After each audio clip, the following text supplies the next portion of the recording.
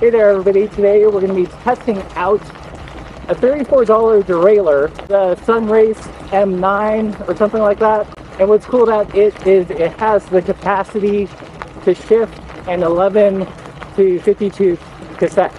Right now I'm using Derailleur 11 to 51. Its most unique feature, other than the price, is that it's compatible with 9-speed shifters. So if you have an older bar end shifter or the Rivendell bar end shifter, you can run a mullet setup. You don't have to file down the shifting pod or use a cable pulley adapter. It just more or less happens straight out of the box. There is one tiny but very easy modification you have to do to get it to work well.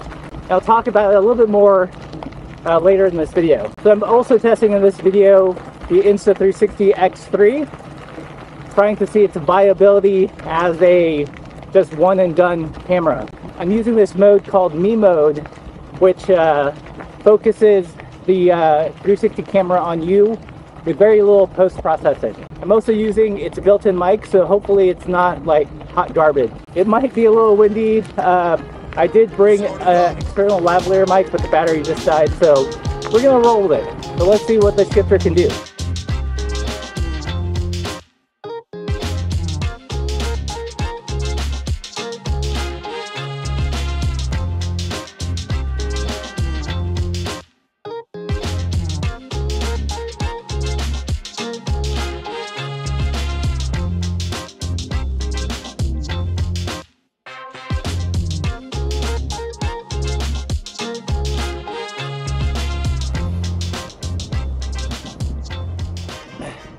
Alright, we're on the paved climb section, and looks like they just repaved this road. It's so silky smooth right now. I'm gonna shift to a slightly easier gear, and that's it. Back down to a harder gear. It's not as hard as people make it out to be. Like, some people think 9 speed's the limit of friction shifting, but I think 11 speed is just perfect. I totally think they should rebrand friction shifting. Friction shifting just makes it sound really hard. It should be called something like soul shifting or something like that. There is an aspect of like feeling it. You can hear the gear change. You can feel it when you've got it right. And I think it's fun. It's small batch, artisanal, handmade shifts. So there you go.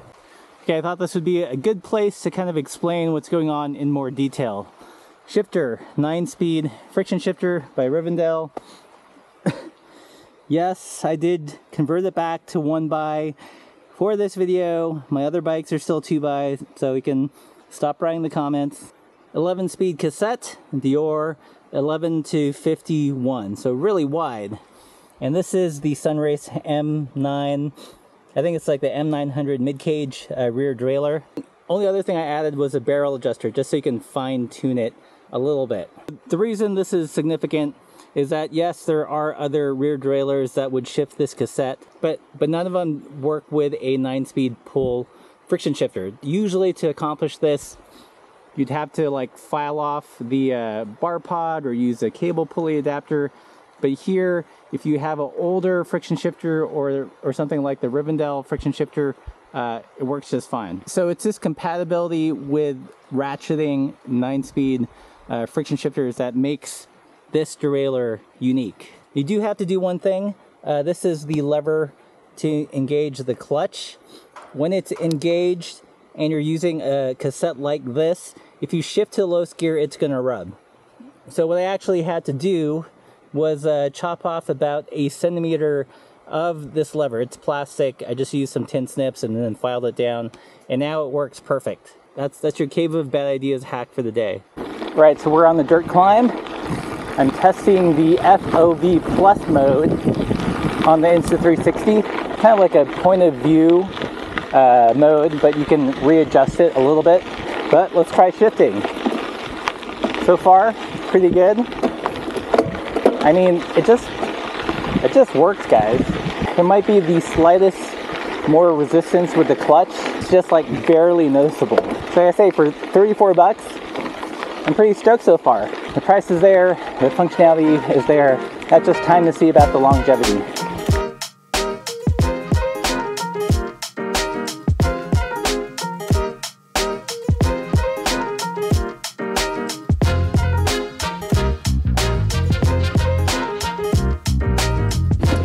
last little steep bit in the lowest gear.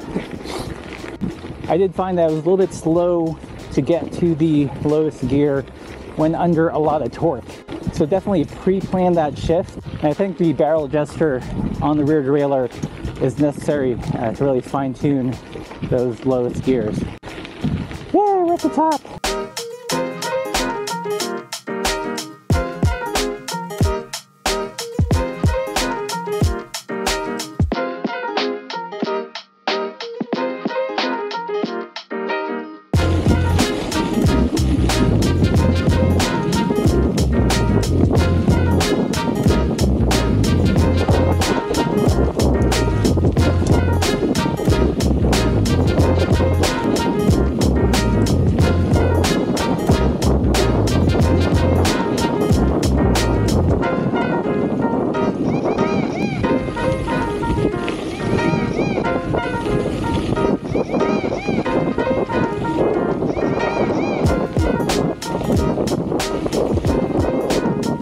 Alright, so I'm going to end the video here. My thought so far on the Sunrace derailleur is that it's pretty good. It does what it says it's going to do. It'll shift a wide range cassette 11 to 50. It's compatible with 9-speed derailleurs if that's your thing. Clutch is okay, not the stiffest clutch. There was a little bit of slappiness on the rougher sections, but for the most part, better than a non-clutch derailleur. I think for the money, it's not a bad deal. The build quality isn't as good as like a Shimano or a SRAM, that's to be expected, but you get the functionality for a pretty affordable price. I think I'll do a follow-up video on the derailleur in a couple of weeks. But yeah, what do you guys think of this X3 footage? Hopefully the audio doesn't suck. That's it for now. As always, keep the supple side down.